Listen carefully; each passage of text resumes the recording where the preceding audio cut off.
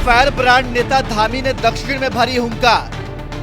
तेलंगाना में सीएम ने अरविंद धर्मपुरी के लिए किया प्रचार। सीएम धामी की निजामाबाद की रैली में उमड़ा जन सैलाब। मोदी के मिशन अब की बार 400 पार को दे रहे हैं धार।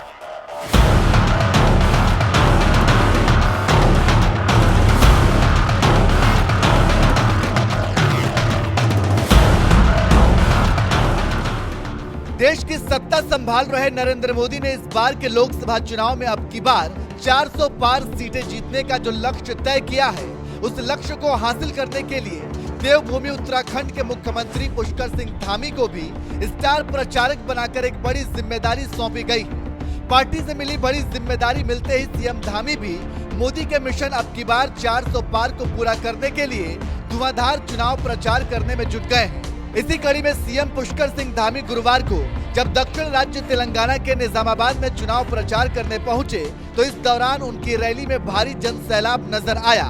तो वहीं जब सीएम धामी ने मंच संभाला तो मां के मंगलसूत्र की बात करके पीएम मोदी पर हमला कर रही प्रियंका गांधी को भी मुंहतोड़ जवाब दिया।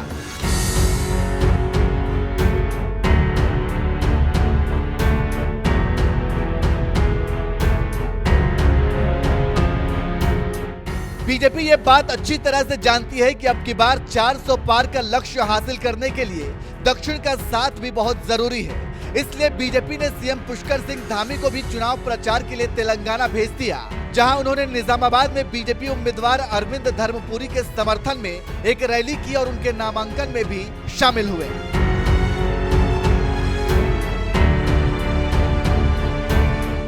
मुझे पूरा विश्वास है कि पिछली बार जितनी मतों से, जितने वोटों से आपने पिछली बार इनको आपने विन किया था, इस बार उससे कहीं ज्यादा वोटों से आप सब इनको जिताकर मोदी जी को तीसरी बार प्रधानमंत्री बनाने के लिए अपना समर्थन देने वाले हैं। और ये जो हमारी निजामाबाद लोकसभा सीट है, ये हम प्रचंड बहुमत से जीतने वाले हैं।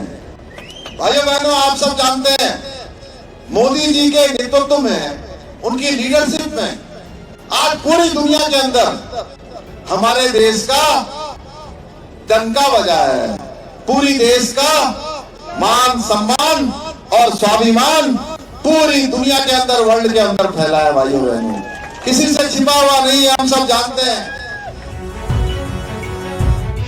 निजामाबाद में चुनाव प्रचार करने पहुंचे सीएम धामी ने इस दौरान कांग्रेस को भी लताड़ने में कोई कसर नहीं छोड़ी।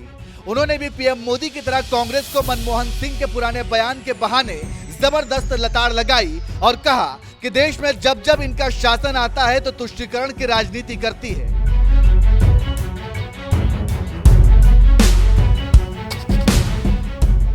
देश के अंदर जब जब इनका शासन आता है, हमारे प्रधानमंत्री जब नरसिंह महाराव थे, मनमोहन सिंह जी थे, उन्होंने भी यही तुष्टीकरण की बात करी।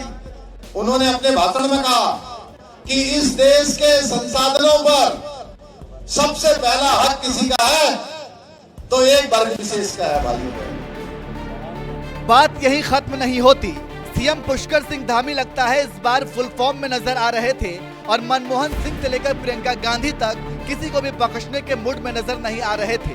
इसलिए मंगलसूत्र से लेकर पीएम मोदी पर जोरदार हमला बोलने वाली प्रियंका गांधी को भी मुंहतोड़ जवाब देते हुए कहा, ये देश आपकी मम्मी और आपकी कहानी नहीं सुनना चाहता। ये देश आज तुष्टीकरण की बात सुनना चाहता है जो आपने इतने सालों तक किया है।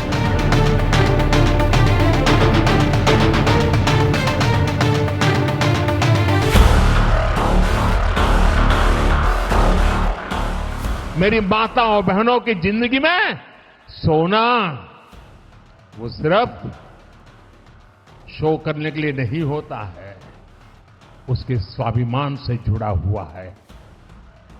उसका मंगलसूत्र वो एक सोने का कीमत का मुद्दा नहीं है, उसके जीवन के सपनों से जुड़ा हुआ है। तुम उसे छीनने की बात कर रहे हो अपने मैनिफेस्टो में। गोल्ड ले लेंगे, सबको वितरित कर देंगे। और पहले जब उनकी सरकार थी, उन्होंने कहा था कि देश की संपत्ति पर पहला अधिकार मुसलमानों का है। कैसी कैसी बहकी बहकी बातें पिछले 2 दिनों में अब ये शुरू हुआ है कि कांग्रेस पार्टी चाहती है कि आपके मंगलसूत्र और आपका सोना आपसे छीन ले। 70 सालों से ये देश स्वतंत्र है, 55 सालों के लिए कांग्रेस की सरकार रही है। किसी ने आपसे सोना छीना, आपके मंगलसूत्र छीने। इंदिरा गांधी ने अपना सोना, जब जंग हुई थी, अपना सोना देश को दिया। मेरी मां का मंगलसूत्र इस देश को कुर्बान हुआ है। अभी प्रियंका गांधी जी का मैं भाषण सुन रहा था, वो कहती है कि मेरी मम्मी ने ऐसा कर दिया, मेरी दादी ने ऐसा कर दिया, मैंने ऐसा कर दिया। अरे भाई, ये देश आपकी मम्मी और आपकी कहानी सुनना नहीं चाहता है। ये देश आज तुष्टीकरण की बात सुनना चाहता है कि जो आपने तुष्टीकरण किया है, आपने देश को इतने सालों तक पीछे धकेलने का काम किया है। बात चाहे कांग्रेस के घोषणा पत्र की हो, पीएम मोदी पर प्रियंका के हमले की हो, या फिर मनमोहन सिंह का मुस्लिम वाला बयान हो, हर मुद्दे पर सीएम पुष्कर सिंह धामी ने कांग्रेस को मुंहतोड़ जवाब देने में कोई कोर कसर नहीं छोड़ी। जब उन्होंने बोलना शुरू किया तो कुछ इस तरह से कांग्रेस पर जोरदार प्रहार किया। तो वहीं चुनावी रैली के बाद सीएम धामी निजामाबाद सीट से बीजेपी उम्मीदवार अरविंद धर्मपुरी के नामांकन में भी शामिल हुए। इस सीट पर अरविंद धर्मपुरी की असल टक्कर कांग्रेस उम्मीदवार जीवन रेड्डी और बीआरएस उम्मीदवार बाजी रेड्डी गोवर्धन से है। तो वहीं साल 2019 के लोकसभा चुनाव के नतीजों की बात करें तो बीजेपी उम्मीदवार अरविंद धर्मपुरी ने तेलंगाना के तत्कालीन मुख्यमंत्री के चंद्रशेखर राव की बेटी के कविता को हराकर जीत हासिल की थी, जो फिलहाल कथित शराब घोटाले में जेल में बंद हैं। उस चुनाव में बीजेपी उम्मीदवार अरविंद धर्मपुरी को 4,80,000 से भी ज्यादा वोट मिला था।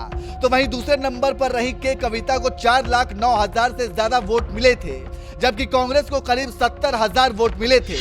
साल 2019 में तेलंगाना के तत्कालीन सीएम केसीआर की बेटी को चुनाव हराने की वजह से ही इस बार भी मोदी और शाह ने निजामाबाद सीट के लिए सांसद अरविंद धर्मपुरी पर भरोसा जताया है, जिनके लिए देवभूमि उत्तराखंड के मुख्यमंत्री पुष्कर सिंह धामी ने चुनाव प्रचार किया।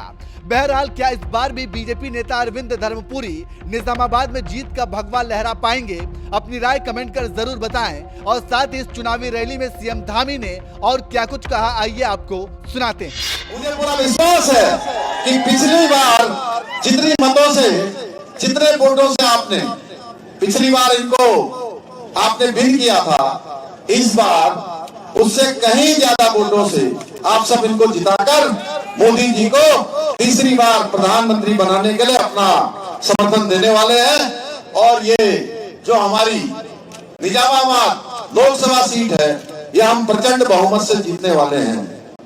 भाइयों बहनों, आप सब जानते हैं, मोदी जी के नेतृत्व में, उनकी लीडरशिप में आज पूरी दुनिया के अंदर हमारे देश का डंका बजा है।